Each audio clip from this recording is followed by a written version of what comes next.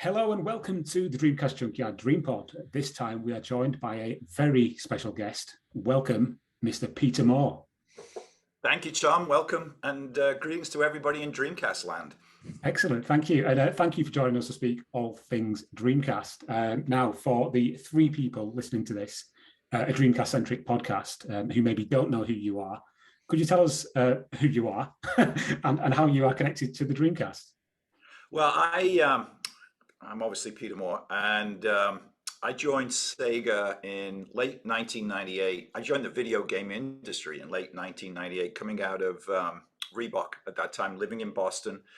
Got recruited to head back to the West Coast to join an industry I knew very little about, but had an inkling that things were about to change when it was explained to me that Sega was launching a new console that actually was online enabled, and it was going to be the first kind of non-PC that could access the internet and have interactions on the internet. And that really piqued my interest. And obviously I was aware of Sega as a dad that had bought the Sega Genesis and a few other things for my son. But from the perspective of really understanding the industry, I knew nothing. That was going to change rapidly once I accepted the job and I moved back to San Francisco from Boston. I'm originally from Liverpool. Born and bred, and I'm sure we'll have a discussion about that later in the interview. But from the perspective of, moved to America in 1980, played football, was a PE teacher in North Wales in Llangollen, and took the opportunity to take a chance on my life and career, and moved in 1980 to Long Beach, California. And I'm coming to you not far from there. I now live in Santa Barbara, California. Wow, it's a far cry from Southampton, where I currently sit. There's nothing wrong with Southampton. Beautiful little South Coast town. So going back to the Dreamcast, then, can you remember the first time you actually heard the term Dreamcast and what you actually thought about that, and what kind of images did it conjure up in your mind? Yeah, if I recall, we hadn't actually kind of nailed down the naming vernacular. And one of the things that I did, if I recall, is that certainly in Japan and maybe even Europe, it was just the Dreamcast. And I felt that there was enough cachet of the Sega name in my, and I'm talking the first 30 to 60 days of being immersed in the industry, that I felt that we needed to call it the Sega Dreamcast. I didn't think it was a good idea to eliminate Sega from the name in the same way that, yes, whilst it's now the PlayStation, for a long time it was a Sony PlayStation. It was never a Microsoft Xbox, and we can get that out of the way. It was always going to be an Xbox, but I felt Sega had enough cachet and enough coolness, certainly in the American market, when I started talking to gamers and immersing myself in the industry. So I made sure that it was the Sega Dreamcast. When you see the packaging, like you have behind you, James, somewhere along the line, and I can't quite figure out whether that's European or a North American packaging, but I think elsewhere it was just the Dreamcast because they felt that it needed to stand alone. But in the US, it needed the support of the Sega name and the irreverency that came with that, and everything that at Sega, in particular, SEGA of America, Tom Kalinske in those days, more recently Bernie Stoller, who hired me, had made it cool and irreverent and a little different than Sony and Nintendo. It's really interesting you say that, Peter, because as you said, and as you just alluded to, in Europe, certainly the Sega name was pretty much removed from packaging altogether. And I remember actually reading in magazines at the time, that that was kind of highlighted that they'd taken Sega out of it because of the failure of the Saturn, and they wanted to do that. But it is very much the opposite in America. You look at the packaging, the games and everything, it is always Sega Dreamcast, even as much as the memory cards have got Sega Dreamcast on them rather than just Dreamcast. And that was my decision. That was me, maybe somewhat naively, but I couldn't understand. Because remember, I came in as Senior Vice President of Marketing, and then within 90 days, somehow, 120 days, I'm the president of SEGA of America. So I had the ability and packaging was important, positioning was important. The marketing was as important as the product. And we in North America, had to put the sins of our fathers behind us as regards where Sega was. But, Sega, the Sega Scream, the Sega advertising, it was one of those once I started to talk to gamers, and we would do focus groups in San Francisco because I needed to really understand. I'm a shoe dog coming into a video game industry, a technical industry, not really knowing anything about it. But you would say Sega, and they would bark back at you, Sega. And there was something there. In the same way, in my later years at EA, you say EA Sports, and they'll go, "It's in the game." It's almost like this reflex that you can't help yourself, and that's a great brand. And as a marketer, I understood that was gold dust, and we needed to leverage that. Despite all of the challenges that Sega had in the previous years, there was something there. There was cachet. There was a love for the brand that we needed to make sure there was. And I just didn't think Dreamcast could stand alone in the North American market. So it was going to be the Sega Dreamcast. Fascinating stuff. I mean, just talking about the marketing angle there, the It's Thinking slogan was very successful in the US. And was there any communication between Sega US and Sega Europe about having a single campaign around the world? Because the 6 billion players thing was what happened in Europe, which obviously ended up Sega Europe getting in trouble for because it wasn't True. Factual. Yeah, essentially, yeah. So what did you have any thoughts on that? Or Yeah, I mean, two different markets, two different tracks over the previous years that when you dug in, you realize that Europe had gone a different way than North America, or North America had gone a different way than Europe. And we felt we needed to play on what we understood to be some of the more technical benefits of the console in relation to what we knew was in the market. And perhaps more importantly, we knew what was coming down. And the concept that somewhere there was some AI in there, or in the ROM somewhere, there was something that was going to remember you and understand what you were doing, and welcome you back every single time you played, and have a knowledge which we take for granted now with cookies and caching of stuff. But in those days, this was revolutionary stuff. And so the concept of It's Thinking, we sat down with Foot Cone and Belding, San Francisco, and the team there, and figured out that the idea, but make it mystical, not make it tech, and so and the idea was actually it would whisper to you, "It's thinking," and it would set you on edge a little bit, because what is it thinking, and what does it know about you? That's quite terrifying. Yeah, and fine, and the target market loved it, and we also figured out our launch date obviously was 9/9/99, and I was in New York for the VMAs, and the VMAs was a big platform, still is, but probably a bigger platform then, and it allowed us to be able to get in and around the MTV crowd, if you will, who lapped up It's Thinking, and people still remember it to this day. And then of course the launch ad, which was a very expensive ad, filmed in Vancouver over a dozen nights, with 747s and the girl on a a leather suit on a motorbike and what have you. That was in those days, you needed that seminal moment of a TV ad that you can then leverage. There wasn't a lot of digital advertising in those days, so most of it was television, and certainly print and magazines. There were no influencers per se, because there was no platforms for influencers, but we needed to do something big, and we needed to get out early, and we needed to get out ahead of the incoming PlayStation, marketing barrage, which we knew would come. But we needed to differentiate, and that's what It's Thinking was about. FCB did a brilliant job in creating that, and it played into both the mystical side of gaming, as well as the technology. And I thought it was a great line, because it was more, yes, it was a statement, but it was a question as well. Because it just led to, what is it thinking about? How is it thinking? How can it think? It's a machine, blah, blah, blah, that type of thing. It definitely moved things along, I think, because Sony certainly changed the way they marketed consoles and games, because it went from all of a sudden being a thing that kids did to a thing that young adults did. And I guess Dreamcast certainly pushed that on. Before we cover, because you mentioned the launch there, before we go back to the launch, because I know Tom's got a question around the launch that he wants to get to the bottom of. You mentioned earlier about the online aspects of the Dreamcast, and obviously it was a big deal, and it was pretty well promoted at the time.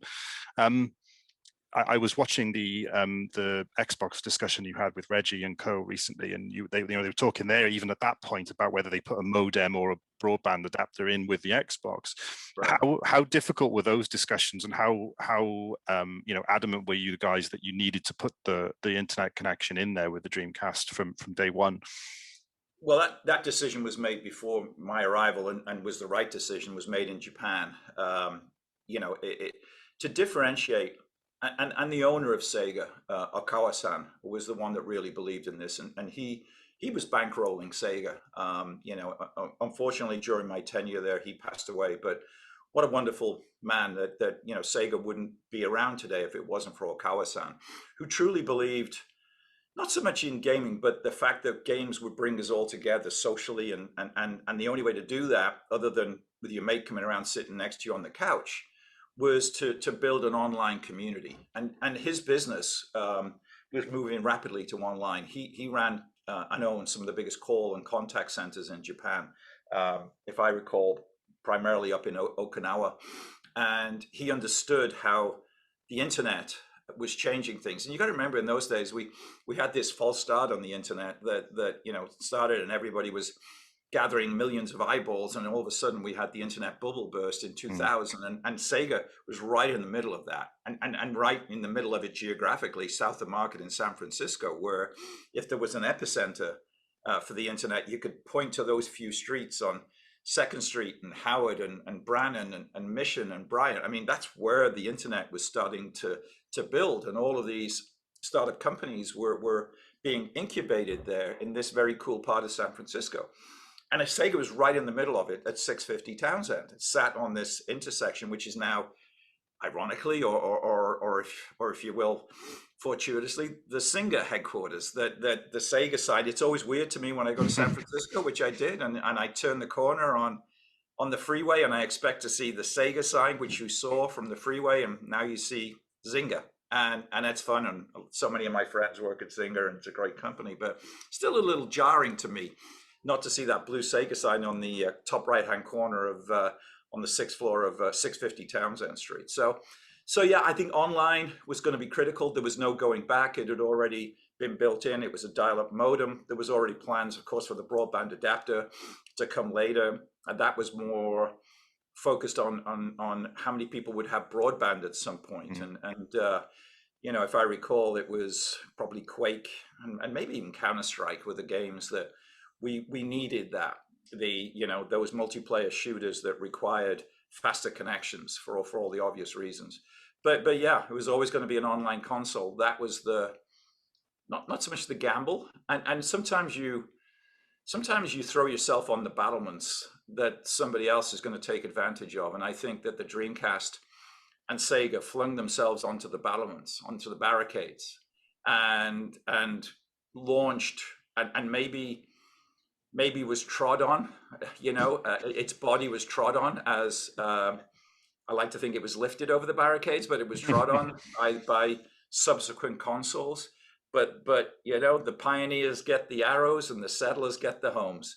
And we truly believed in online, and that was building, and things like SegaNet and everything we were doing. And I coined a phrase, we're taking gamers where gaming is going.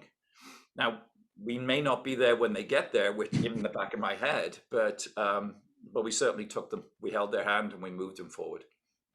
Wow, yeah, I love the analogy of the Dreamcast sort of leading from the front, you know, leading the fight from the front. Like a scene from Les Miserables. Indeed, yeah. Eventually. One person who wasn't happy about the Dreamcast being online was my mother, who had a phone line going across the landing from the office to my bedroom every single night. But yeah, she won't thank you for it anyway. Yeah, well, like I say, it was all fun and games till your mum picked up the phone in the other room, and that was the end of it. Indeed. Peter, I've got to ask you a question about something that has been bugging me for several years now, and it's going to sound really bizarre and weird, and I hope it doesn't. However, Sega Spud Dive, is this something that you remember, that you're familiar with? Yeah. Totally, So for those people listening, Sega Spud Dive was a sort of a promotional event where people had to dive into vats of mashed potato to get the letters SEGA, and the winner. Of course they did. Yeah, of course. Yeah, exactly. And correct me if I'm wrong, but you presented the winner with was it the first Dreamcast available in the US? That was the grand prize. Yeah. And so do you remember that day well? Yeah, obviously. Yeah, if I recall, it was right outside our offices. You know, we had a great PR and marketing team. I think that's probably the brainchild of Heather Hawkins, if I recall. And we were just an irreverent brand. And what you do, everything you have to do needs to bolster your brand positioning. We were irreverent. We were not this kind of tech brand. We certainly weren't the Sony behemoth, this consumer electronics brand. We were Sega. We were just similar to Nintendo, although Nintendo's position was a little bit more family oriented. We were the company that had stood in front of Congress and talked about, blood, green blood and red blood, and been there and felt we were carrying the baton for gamers. They're younger consumers. They didn't want to be associated with big, massive corporations, and we played into that. And so, of course, we did a spud dive. Of course, we did. And I can still see the winner with goggles on, and we did, and it did what it was set out to do, which is create publicity to bolster the irreverency of the brand, and gave us momentum going into the launch, because if I recall, it was pre-launch, and it was to build that momentum going right into 99.99. Well, look, I mean, I'm talking about the spud dive now, 20 years later, so it obviously had an impact. Yeah, job done. Totally. Yeah. It's like tattooing things on your arm. People still talk about it. Indeed. I still don't know if they're real. I was waiting to whip them out now. So two companies then that you've got a lot of history with, Sega and EA. EA or the lack of EA games on Dreamcast is often cited as kind of one of the main reasons that people suggest that the Dreamcast unfortunately wasn't as successful as we all would have liked. Do you think that having FIFA, for example, or any of the EA Sports games would have made a difference in hindsight, or is it something that you think it was something like that wouldn't really have changed the fate of the console moving forward? Well, two things. A, I'm still bitter, and it's my current boss who I remind of this, John Riccatello, all the time. But we also kind of shot ourselves in the foot a little bit with EA. I think there was conversations about, look, the Dreamcast was going to be transitional, and there was a infamous conversation that already somebody was working on the Dreamcast 2, and we'll get better then, and we'll get the install base we need. I think EA made a business decision. It forced us into building Sega Sports, which I was front and center, and we built Sega Sports, and then I always remember this I think it was November or December of 99 after launch. We needed a better name than just Sega Sports. In those days, first parties needed to be in the sports business. You needed to have first party sports games. And whilst it would have been great to have had the EA Sports games on, as powerful as they were then and still are, realizing that wasn't going to happen, we had to build our own sports brand, our own sports games. We did NHL, we did NFL, we had Randy Moss on the cover, we had Allen Iverson on the cover of NBA, we had Pedro Martinez of baseball on the cover of MLB, and we built our own sports brand. But we needed to build it out as a real brand. And I got my two heads of marketing, two women, Heather Kashner and Martha Hill, and said, what are we going to call this? I mean, we got to print covers, we got to do all kinds. And it was late 99, and we were heading into the Y2K disaster. And I always remember, I said, look, I'm going to get a case of Corona. We're all going to sit in my office, and we're going to figure out what this is. And the only thing they could come up with was 2K.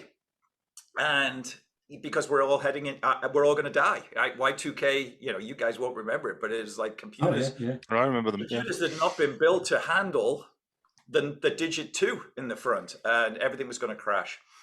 So that's where we became 2K Sports. Later, obviously, to be acquired, and Visual Concepts, our studio up in Marin County, north of the Golden Gate Bridge, was doing basketball in particular, but was also doing football. But Greg Thomas and his brother Jeff were doing a great job, huge basketball fans, and look, the rest is history 20 odd years later on, obviously. But we needed to build that sports brand because EA was not going to publish for the Dreamcast, and that forced us into building a brand, and ironically forced us into building the 2K brand, which then of course Take-Two acquired later on, and acquired the Visual Concepts studio. And NBA, of all things, NBA 2K continues to be a behemoth and a thorn in the side, probably, of EA. Well, you'll be glad to know that both NFL 2K and NBA 2K and 2K1, I think both of them are still playable online on Dreamcast. The Wizards have managed to reverse engineer all the servers, so you great. can still connect in and play. Look, I spent a lot of time talking about footprints in the snow in the NFL game with Randy Moss of the Minnesota Vikings at that time on the cover. So, and this again played into the AI and its thinking. So that was a big deal, and seeing the player's breath was a big deal. We had the US sports games, but obviously from a football or soccer perspective over here, I think that was another contentious area. Was there ever a thought to kind of look into that side, or was it very focused on the US market at that point? Yeah, for me, in those days, our focus had to be what I'll call indigenous sports. I would have hoped that Europe may have, stepped up and done something. Could you even then have taken on FIFA, which was in its ascendancy, because the FIFA game was already 7 or 8 years of building community and dev team, I assume was Vancouver then and certainly is now. But I think it was a question of, you look at your dev resources, you look at your expertise, and you go, can we in SEGA of America find a dev studio that's going to take on FIFA and make a difference? And the answer was no. Could SEGA of Europe done it? I don't know. I don't know much about it. And was it already, the die was cast that FIFA had all of this momentum? I think that's probably the case, yeah.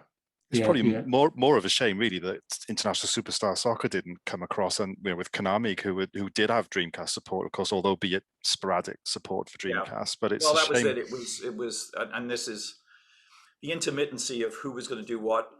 Forced me spent a lot of time in Japan meeting with the Konamis and the Capcoms and the Namcos, and what are you guys going to do?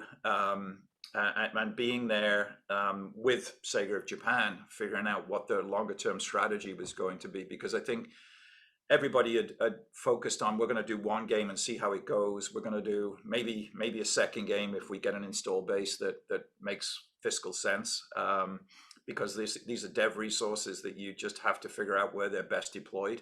And I think, I remember going over there and sitting in the headquarters of these companies and with my Japanese counterparts and trying to convince them that there was longevity in this platform and that they shouldn't move over to PlayStation, which of course was going to ship in March of the following year. But tough conversation to have, because I think a lot of these folks have been burned by previous commitments and promises on previous Sega consoles.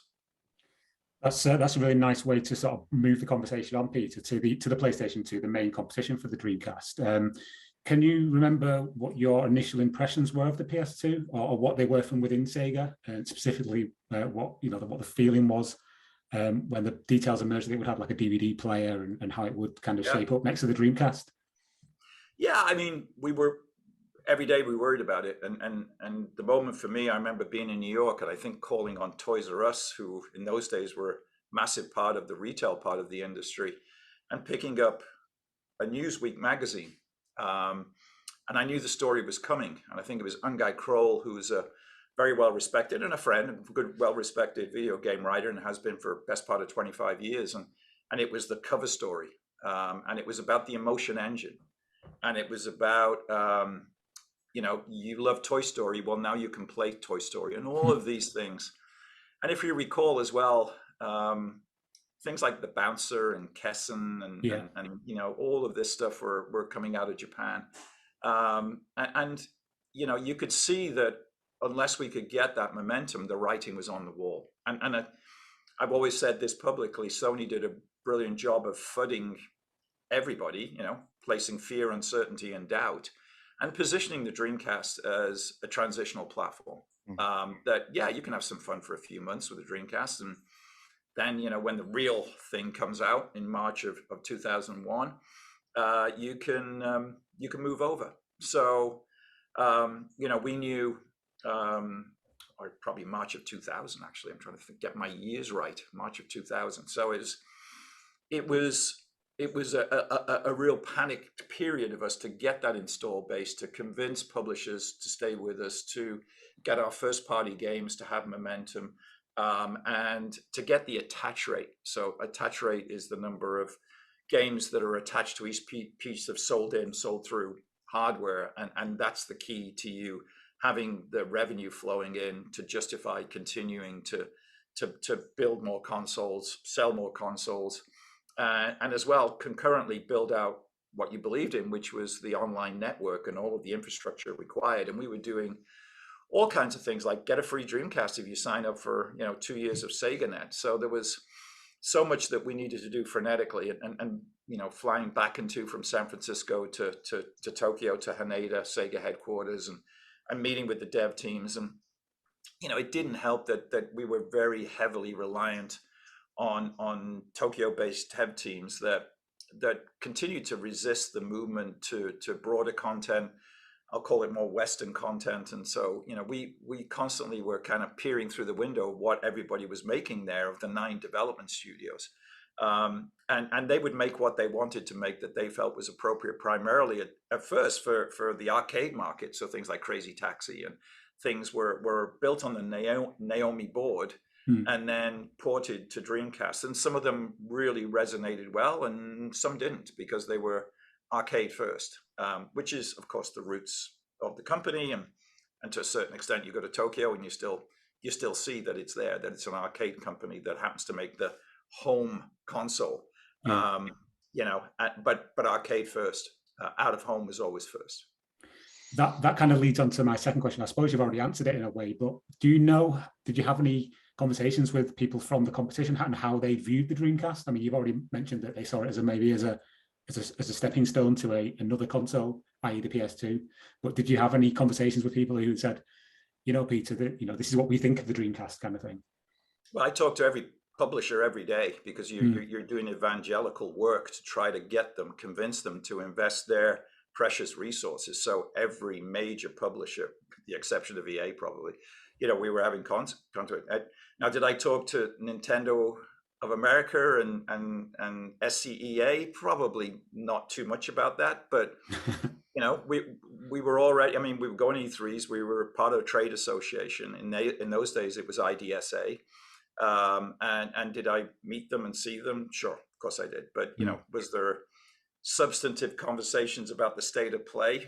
Probably not. Very secretive industry. Yeah. Look, in those days, remember, there was none of what we do today in video games. It was like, we're not even going to tell you what we're making. And then, we'll either save it up for E3 or like 3 months out, you'll see what our, launch slate looks like. And we would sit with retailers. Remember, it's all retail.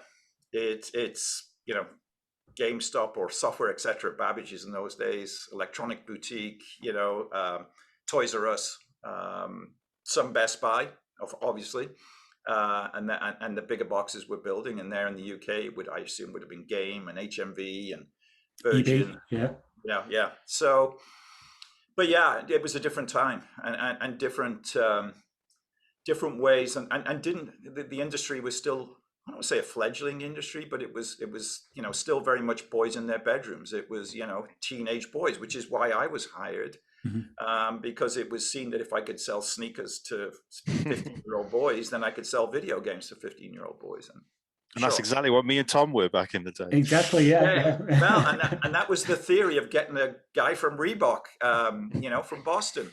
But from the perspective of and as the industry grew and got substance, and as content became more mature, as graphics became more realistic, as the computing power of the CPUs and the GPUs powered more realistic, immersive content, then people like yourself stayed with it.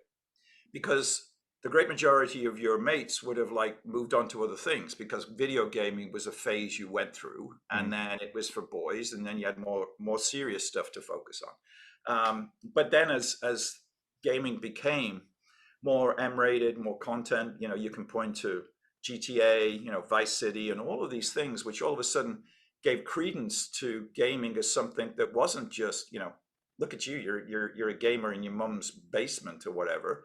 That average age of gamers now is in the 30s, and you can point to those days of increased CPU, GPU power, online gaming, people like yourselves finding like-minded individuals across the country, across the world that you felt good about playing with and against, and all of a sudden we became this powerful medium. But it was not like that 20 odd years ago.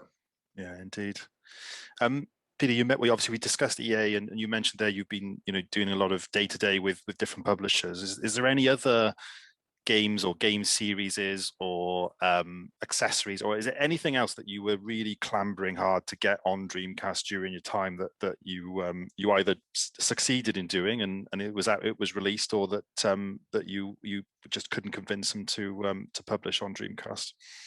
Yeah, I mean, it was pretty obvious really early on that a lot of publishers had done deals, had been obviously paid, given incentives by the SEGA of Japan or SEGA of America to publish at least once, so that we had still, in my estimation, the greatest launch lineup ever in history. And I don't think there has been a launch lineup of new IP with interesting game genres, mechanics, gameplay, devices, peripherals, fishing rods, and you think about all of the things we did at that time.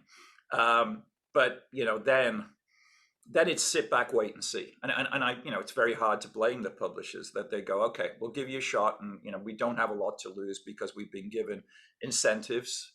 Checks have been written to develop and publish, and got the lineup that we needed: Ready to Rumble, Soul Calibur, Sonic Adventures. You go on and on of what that lineup looked like, Hydro Thunder, Trick Style. And these are there's no way that would ever happen again. This is all brand new IP for the most part, all from different publishers, all who were incentivized to give it a go. And ultimately it didn't work out. But you think of all the stuff, Seaman later on, and the quirkiness of what Sega was able to do. And I think Sega getting out of the hardware business ultimately just financially couldn't keep up anymore. There's a hole in the industry for the stuff that they would bring, and a lot of it was built because you could amortize it in the arcades, primarily in Tokyo, and say, all right, we're going to do this game, and it's going to have quirky peripherals. And I remember Derby Owners Racing Club, the massive arcade games where you sit, and a lot of it was a facade for gambling. But you have this, and the industry is a poorer place because of the lack of that kind of innovative, quirky, irreverent stuff that pushed the boundaries of what gaming was. Yeah, totally agree. Peter, just moving slightly away from the sort of games, I just want to talk a little bit about the hardware. And you may not know anything about this, and if you don't, then that's fine. But there was an article in a UK magazine called Total Control, claiming that a Sega spokesperson, in inverted commas, had spoken to them and claimed that the Dreamcast would be iterated, and that future revisions of the console would have more RAM and have greater capabilities than the base unit. Do you know anything about that? Was there anything like that on the cards? Or this is from those days, not right now. This is from way back then. So back in 1999, I think it was. Yeah, there was no look. There may have been somewhere in some back rooms in Haneda that the hardware teams were focused on, a next generational thing. But what you didn't need was a repeat of the Saturn or whatever, which is, all right, this ain't working, we're going to try something else, and abandon people that had invested heavily in the Dreamcast, and then walk away from that and try something else 2 years later. No, I mean, I think lessons have been learned there. But I certainly wasn't privy, and I wouldn't have been as a subsidiary privy to any longer term plans to either iterate or abandon and move on. This was, all chips were pushed across the table to get the Dreamcast to land, to get online to land, to get SegaNet to land, to bring publishers along with us who felt that they could justify precious dev resources being applied to game 2, to game 3 in 2001, 2002. And in the end, it just didn't work out. And we were going back into, in late 2000, that second Christmas, back to Japan and working the numbers and pushing hard to get retailers to push and started to do pricing to get the install base. As I said earlier, wacky things like get a free Dreamcast if you sign up for 2 years, I think, of SegaNet, where we felt we could justify the cost of that based on subscription revenue and or attach rate of games being bought to play. But the pickup rate on that, fraud, I remember, was rampant.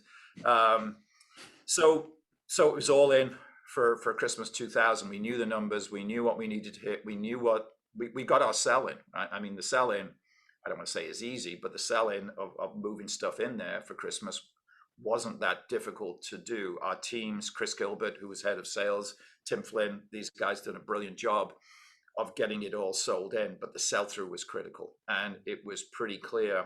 You knew within days of Christmas what the sell-through numbers were, because the retailers would provide you those numbers. And it was very much, it was a somber, first kind of week of January when it became evident that this became an unsustainable business. That, look, you're losing money on the hardware anyway. And if you're putting it in there and it's not selling software or peripherals, or you're not getting subscriptions to Sega now, then there's only one thing you can do. You're bleeding, you're hemorrhaging at that point.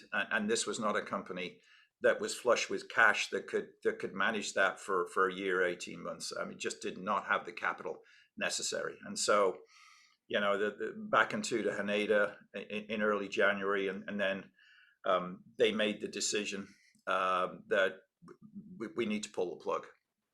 And of course, I was pushed forward to make the telephone call, often referred to as the call, which is like I somehow decided a Japanese decision that we were going to quote unquote kill the Dreamcast. The Dreamcast decision was made in Haneda in early January to mid-January that we couldn't sustain a hardware business, that we were going to move to be a third-party publisher and lean back on the strength of the 9 development studios that were there in Japan. But somebody needed to tell the world that, and it needed to be in English. And so, if I recall, January 31st, it was my job to host a conference call and tell the world what was happening.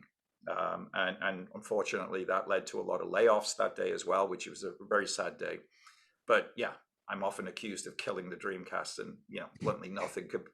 It'd still be there left to me. It'd still be trying to sell it right now, 20 years later. But it was left to me to explain to the world that we needed, on this telephone call, that we needed, unfortunately, to step away and become a third-party publisher. And then my life was calling my friends at Sony and Nintendo, asking for dev kits. Fascinating. Well, Peter, I feel like we could talk to you for another 3 or 4 hours, but that would probably get in the way of you actually doing some work. So yeah, my day job is about to start pretty soon here. But indeed, let me leave you one more thing. Hang on a second. Hold on.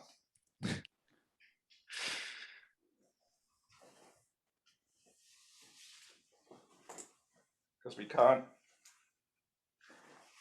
do it if we're not going to do it properly. Oh, that's fantastic. Love it. Yeah, but not only that, let's see if I can get the camera right. This may be M-rated. Oh, wow. Oh. Yes, that's awesome. We're gonna have to give them away as a competition prize now, Peter. You're gonna have to send us. Well, you're not having mine. You're gonna have to send us a photograph of you in that now. Well, you recorded it. I'll teach you how to do a screenshot from Zoom. True. You don't know how to do that. No, thank you true. guys. It's wonderful, Peter. and thank you to everybody that will watch this for their continued support of our beloved Dreamcast. I like to think that everything that gamers enjoy today and take for granted of playing online and playing against millions of people, that the little device that threw itself on the barricades, so that the Sega Dreamcast was the entree to that, and the baton was passed to those that came afterwards. And it's with great pride, if you owned a Dreamcast. And by the way, if you don't own a Dreamcast, from what I understand, you can get them on eBay pretty easily. And they're going up in price solid again now. Yeah, well, they're still rock solid little devices, and there's enough emulators around, I believe, that stuff can play. And it's go play Crazy Taxi, go play Ready Rumble, go play Hydro Thunder, go play Soul Calibur, Definitely. Go find Seaman. And these were all great games that I miss. Don't forget Spirit of Speed 1937, hey James. Oh yeah, look, there's hundreds. We could go on forever here, but I appreciate everybody's support, and these were great times. And if you're a little younger, it's it's always interesting, and you should know from which the roots of the gaming industry, you know, those that invested heavily their time, their effort, their blood, sweat, and tears. And there's a lot of people at Sega still today in Tokyo, and still today the Sega crowd here in North America and over there in Europe that think fondly of it. Indeed. Thank you, Peter. That's brilliant. Yeah, thank you very much. Thank you, mate. Yeah, you too. Have a great weekend. Cheers, Peter. Have a great weekend. Take care. Bye. Bye. Bye.